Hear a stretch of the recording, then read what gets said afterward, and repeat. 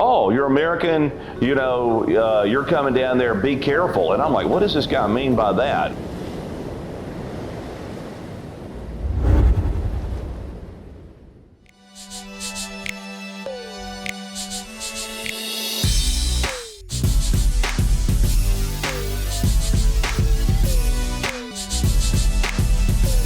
The Colombian crush. The women are beautiful. They're gorgeous, man. They're different. I mean, Americans, listen, people that live all over the world, right? Being an Aries, let's put it that way. And anybody that knows me knows that I don't need a boss. I don't like having a boss. I don't want somebody bossing me around.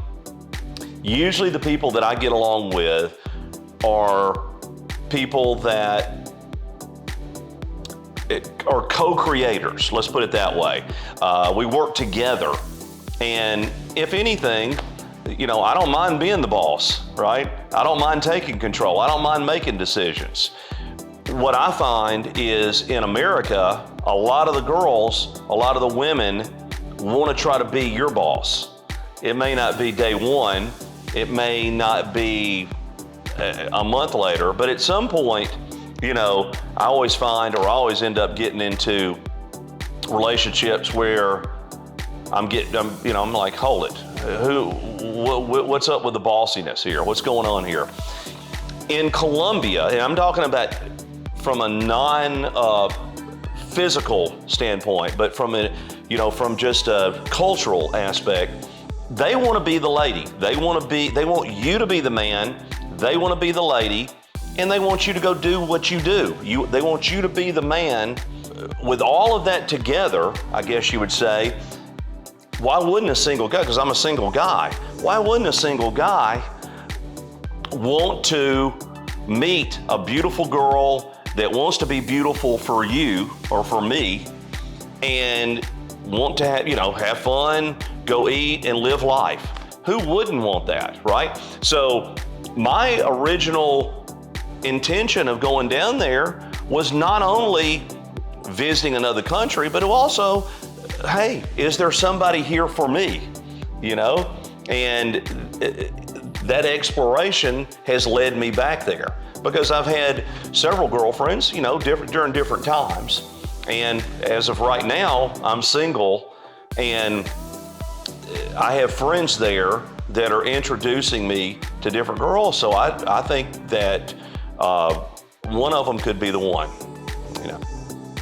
Wait. So are you saying that the women in Colombia are better than America? Yeah. Yes.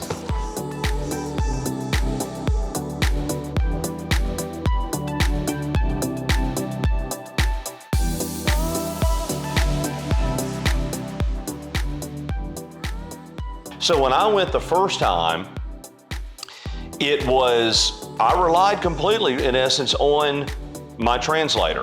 I also had a girlfriend at the time that I was talking to. In essence, we'd only talked online and what have you, but I had two. So I had a girlfriend at the time, and I had a translator. So it was us three that planned everything out. And it wasn't overly planned. I don't want to say that, just every minute, kind of like a cruise ship or anything. I mean, we knew where we were going to go. We went to Cartagena, Barranquilla, and Santa Marta. So those are all on the northern coast, which is where I normally go. But we knew where we would go. We generally knew what we would do. But other than that, we just played it by ear. But as far as the danger and the safety, I guess you would say, I never felt like I was in danger. And again, it was three of us. So we all had our eyes on each other. When we would go to, I guess you would consider going out later in the evening would be the most dangerous, but we had all three eyes on each other, all six eyes looking out for each other. Not only that, I was looking out for them too. But it was I never ran into a situation where we felt in danger. just the opposite, really. People, like I said, people seem overly helpful, taking taxis. They handled that for me. They spoke in Spanish, they negotiated the rates, and we got around very well. It was never even an issue, really.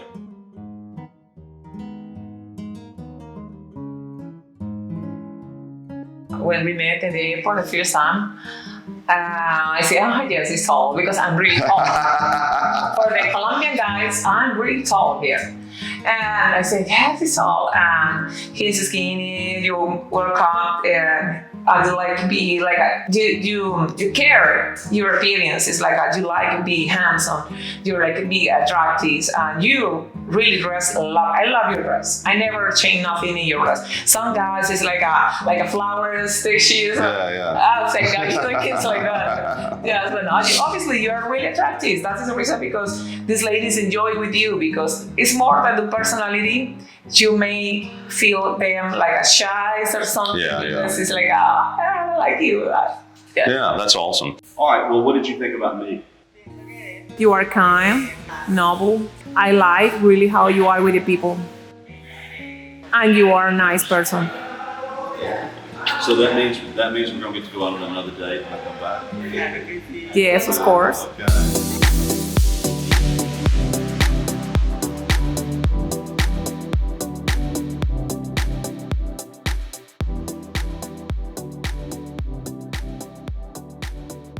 Something else interesting too. So this is a key thing as far as getting taxis. You got to be able to get around. This last time that we went, so of course this is late when we're leaving the club and the dance bar, what have you, and we come outside. All these taxis are lined up, right? So I said, no, let's do the app, because they have an app that you bid on the rides. The guy comes in, picks us up. We get out at, I was staying in an apartment there, and we get out, and he drives off, and I tell Vanessa, who's my co-host translator, I said, oh my gosh, do you have my phone? She goes, no, I don't have your phone. I'm like, oh my goodness, I don't know where my phone is. I don't know, I have my wallet, I just paid him. I don't know where it is. She goes, oh my goodness, oh my gosh.